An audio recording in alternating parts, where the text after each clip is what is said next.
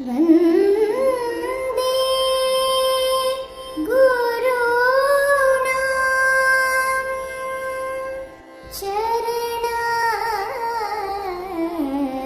चरणारविन्दे सन्दर्शित स्वात्म सुखावबोधे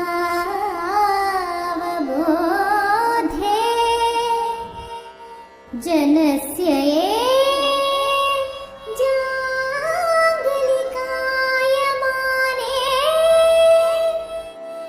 संसार हालाहल मोह शांति।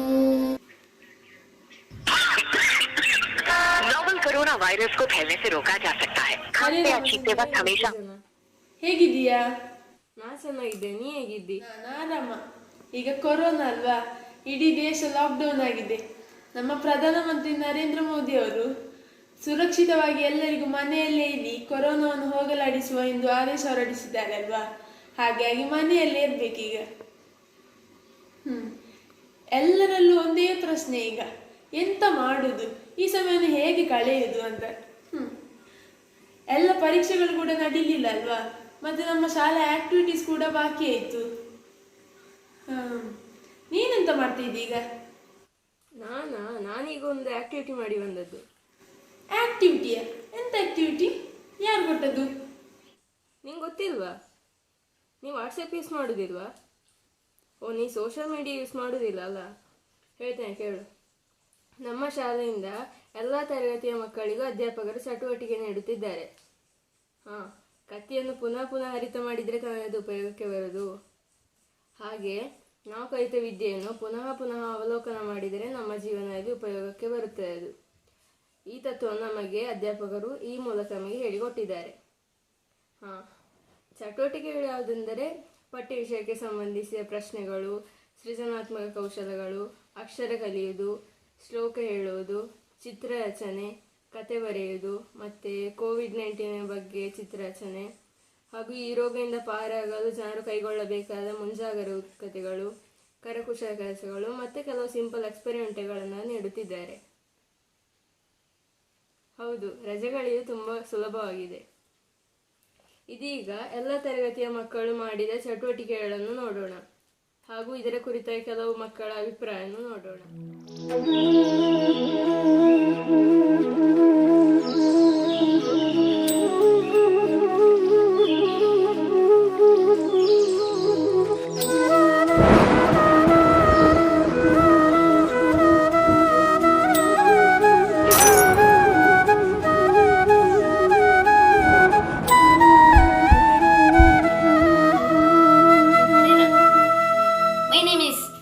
I am studying in 6th standard at Sri Bharati Vidyapita, Ujjumur.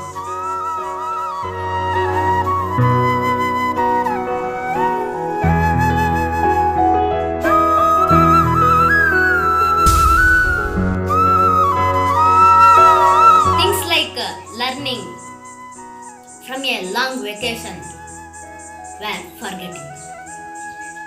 But the teachers did not let that happen. Activities by teachers sent on WhatsApp to make us rewatch.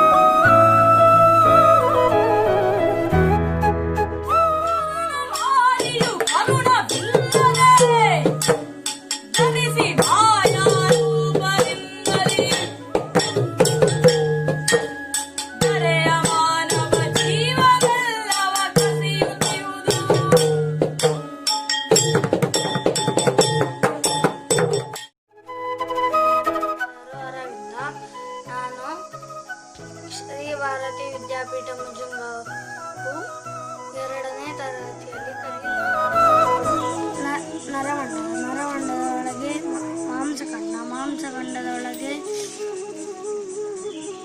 ಎದೆಗೂಡಿನ ಒಳಗೆ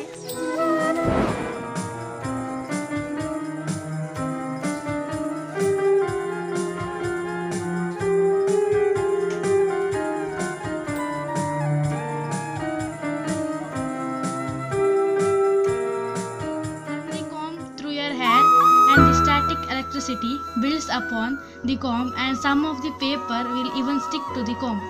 The static electricity attracts the paper to the comb. Thank you, Harira.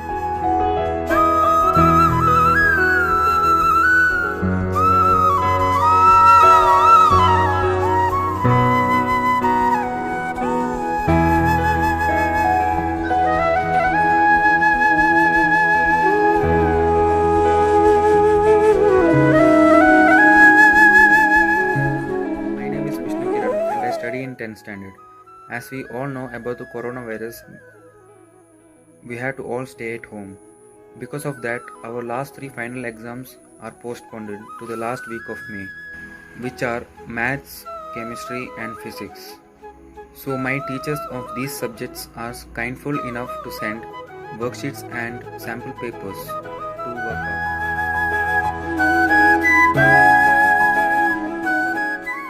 We have a group in WhatsApp where all the students of 10th standard are present. So in this group, our teachers used to send worksheets and sample papers every day without fail. My opinion upon this is that it is a very good idea for those students who has their exams pending. It is a time pass, and not only that, it is a very good revision of what we have learned from the starting of the academic year. I thank to the teachers who has sent worksheets and practice papers to the students to revise and work out. This helps us to analyze the sample papers and score better marks in final exam. Hello friends, I am Dhanvi Sharma of 4th standard at Sri Bharati Vidyapita Mujungavu. I am in front of you to share a few words about coronavirus and COVID-19 pandemic. Coronavirus disease is simply called as COVID-19. This is an infectious disease caused by a virus.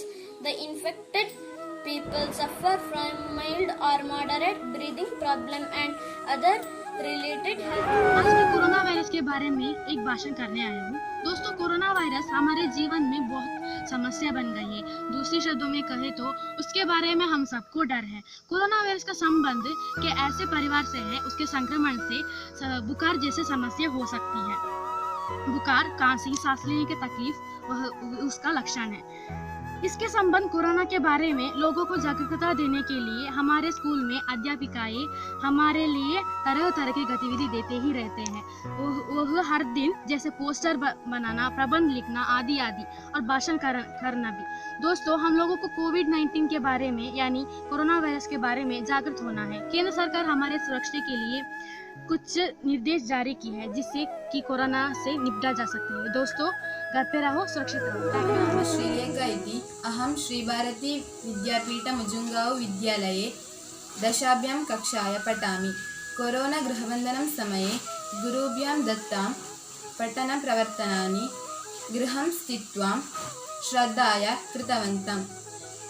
गृहम् एवं कक्षाया इव अभासत्। ಪ್ರವರ್ತನಾನಿ ದತ್ತೇಭ್ಯೋ ಗುರುಭ್ಯಂ ಸಾದರಂ ಪ್ರಣಾಮ. ಇಷ್ಟೊಂದು ಉಪಯೋಗ ಇದೆ ಅಲ್ಲ. ನಾನು ಈ ರಜೆನ ಹೇಗೆ ಕಳೆಯುವುದೆಂದು ಯೋಚಿಸಿಕೊಂಡಿದ್ದೆ. ನೀನು ಹೇಳಿದ್ದನ್ನು ಕೇಳಿದ ನಂತರ ಕಲಿಕೆಯಲ್ಲೂ ಸೋಷಿಯಲ್ ಮೀಡಿಯಾ ಇಷ್ಟೊಂದು ಉಪಯೋಗಕರವಾಗಿದೆ ಎಂದು ತಿಳಿಯಿತು. ಇನ್ನು ನಾನು ಸೋಷಿಯಲ್ ಮೀಡಿಯಾವನ್ನು ಸದುಪಯೋಗಪಡಿಸ್ತೇನೆ. ಹರೇ ರಾಮಚಂದ್ರಮಯಿ.